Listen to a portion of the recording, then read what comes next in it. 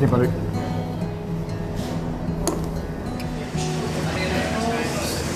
So as you can probably guess from the title of this video, we are doing something different today. We are doing LNER versus ScotRail, and one of the most important routes in Scotland. And that is Inverness to Edinburgh, down the very spine of Scotland.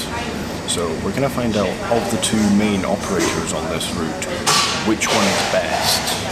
So we're going to finish up this coffee, and then we're going to get on the train down to Edinburgh. Our first one is with LNER, in first class. Let's go. After my coffee, it was time to pick up our tickets and head to the platform. As I mentioned, we are doing an LNER Azuma first class versus ScotRail's Inter7 City first class. But as we will soon find out, things would not go according to plan at all. The LNER Azuma that we are on today is scheduled to go all the way to London King's Cross, which makes this one of the longest non-stop services in the UK. The fare today cost me £16.40 in first class on the leg down to Edinburgh, which I found to be a remarkable value for money for a first class ticket. It wasn't soon until I found out why though. So just getting settled in now. Did wonder why this seat was quite cheap, but there's no window. So yeah, we will see how things go, and probably use the windows out the back if all the seats are full. If all the seats aren't full, we'll see if we can just change our seat. But yeah, just getting settled in now and just about ready for departure. I did notice that the seat in front of me was free until Aviemore, so I decided to jump forward for the first bit of the journey. As the clock struck 7:55 exactly, we set off. I must say the first class today wasn't very full as we departed out of Inverness.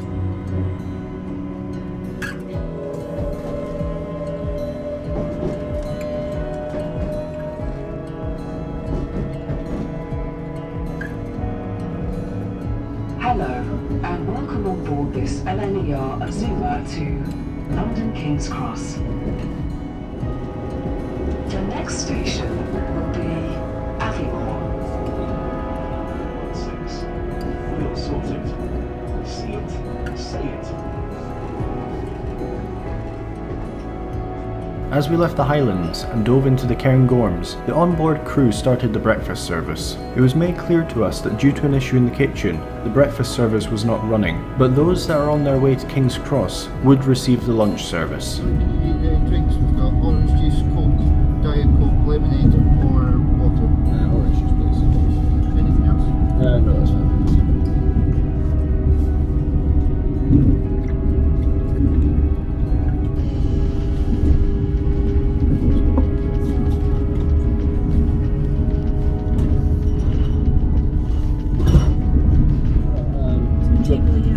Just behind me. Well, no, that's fine. So he's just going. That's a window.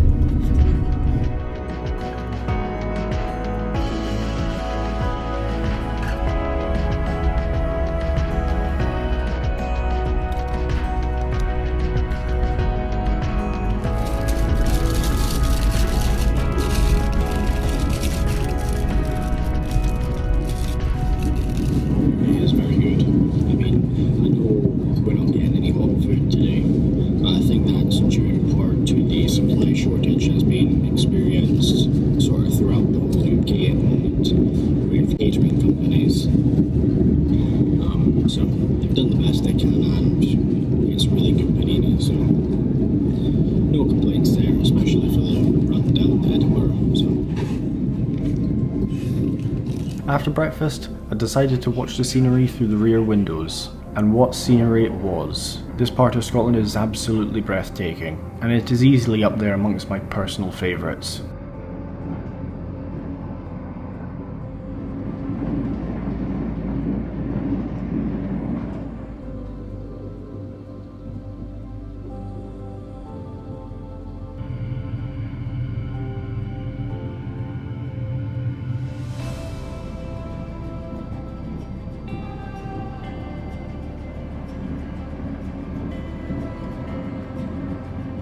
Soon we passed through a place called Dalwhinnie. Apparently they make something called whiskey here. Honestly, not a clue. I mean, who in the world would be interested in something like that?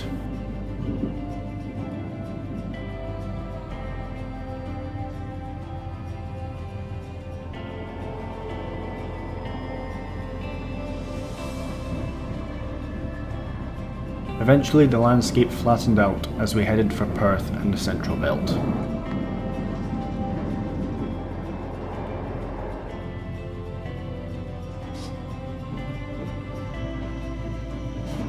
Leaving Perth where the train stops for 15 minutes, we headed through the gorgeous Perthshire farmland. It was at this point in the journey where I do have to say something. As we collected some passengers from Glen Eagles, a couple on the far side of the carriage started to be very rude to members of staff due to the lack of a breakfast service. I couldn't make out everything that was said, but I did hear the people calling the staff members useless at one point. This kind of behaviour, in my opinion, towards staff members who have to work with what they are given is just not acceptable.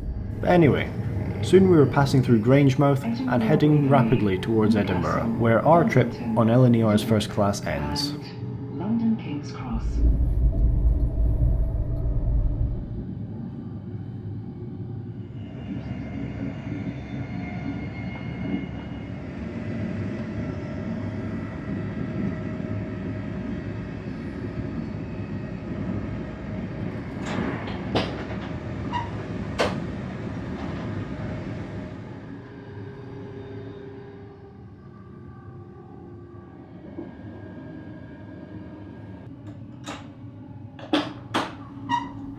On behalf of LNER, you're on train team late after travel most of the day. Hope you have a pleasant and comfortable journey. No, can I carry on? Sure. Yeah, carry on. Arriving into Edinburgh Waverley station, we had roughly 40 minutes to an hour to kill before we had to board our train back up to Inverness. One would expect Edinburgh Waverley to be the busiest rail station in Scotland, being the main station of its capital. However, it is only the second busiest in Scotland, that title going to Glasgow Central Station. Stay tuned to the channel as we will be visiting Glasgow Central very soon in upcoming videos, so hit the subscribe button so you don't miss a thing.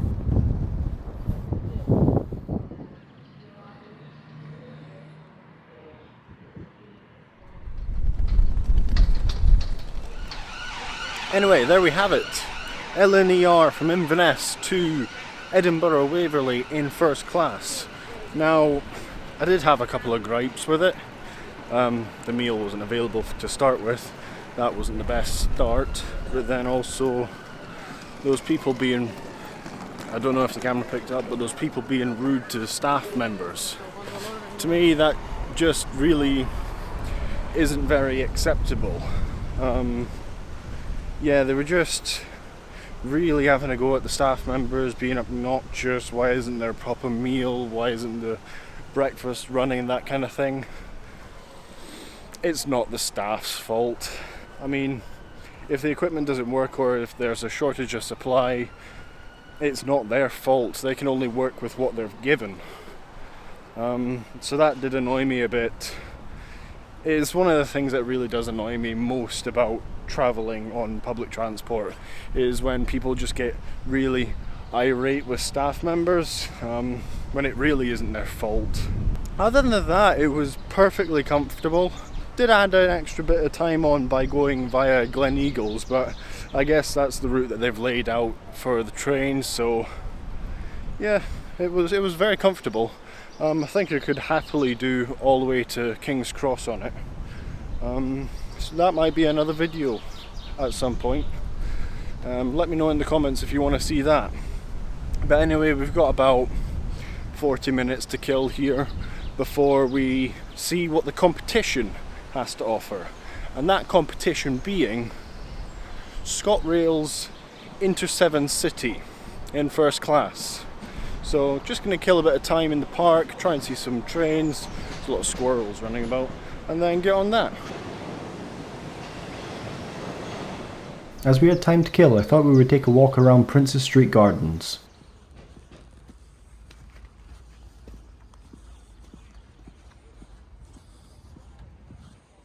It is an absolutely gorgeous day, as you can see.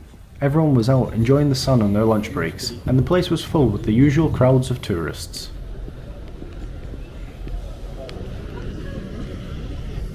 After meandering about for a while, I headed back to the station through Waverley Mall. However, this is where things really get bad. Getting back onto the concourse and having a quick look at the signs, It's clear that our Inter7 city service has been replaced by a 2-carriage diesel multiple unit. Apparently this was due to disruption caused by the rail driver's strike, but I really don't know the truth behind the matter. The biggest issue was the number of passengers. It was clear that there wasn't going to be enough seats, so I had to play the game that we have all played by judging how many people would be getting on at each door to determine my chances of getting a seat.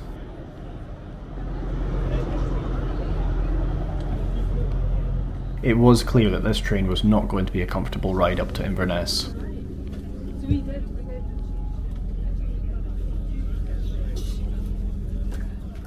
Inverness. The next stop is... Excuse me, is anybody sitting there? Okay, cheers, thank you. I was lucky and did manage to get a seat, though there were loads of people that just couldn't get sat down. The temperature in the train was crazy, easily above 30°C, with a lack of AC, ventilation, and a number of people on the train. The conductor did come over the tannoy to apologise for the change in service on behalf of ScotRail, and also advising that there would be no catering and no first class on this service. First class ticket holders would be entitled to a partial refund, so I can't fault ScotRail for that. I really don't like having to show this, as normally I love ScotRail. If it weren't for ScotRail, I wouldn't be able to make half the videos that I make. I just don't know what caused the decision to lay on 2 carriages. Even if they couldn't run the intercity service, just having 3 carriages on the train would have made it a much more comfortable journey for everyone. But I was at least thankful that I got my return journey.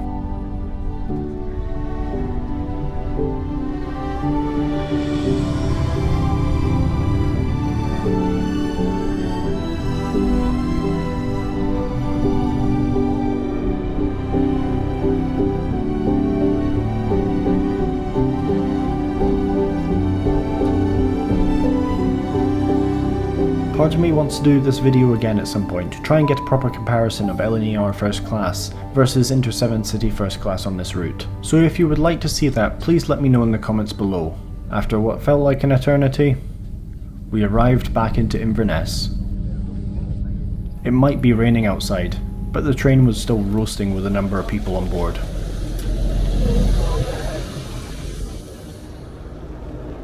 Feeling rather deflated. At this point I must say I was just exhausted and tired. And so, off to get a cold drink, we end this video where it began, at Inverness station.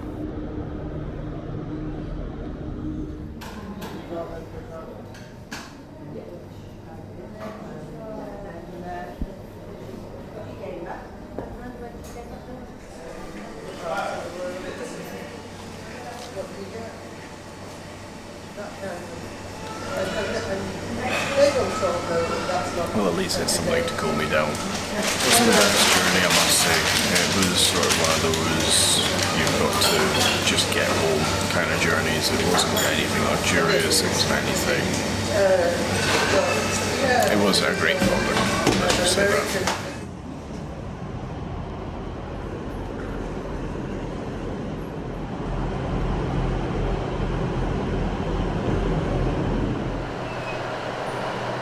So I know we didn't get the video that we wanted in the end, but it was a journey, it was a good journey. LNER was pretty good, even though they didn't have full catering service available, and some of the passengers were a bit rude. But the ScotRail half of it, not so great. I mean, we didn't even get our first class seat. We didn't even get Inter7 City. It was just changed for multiple unit, so yeah, I'm pretty tired now. Just really want to get home, get to my bed.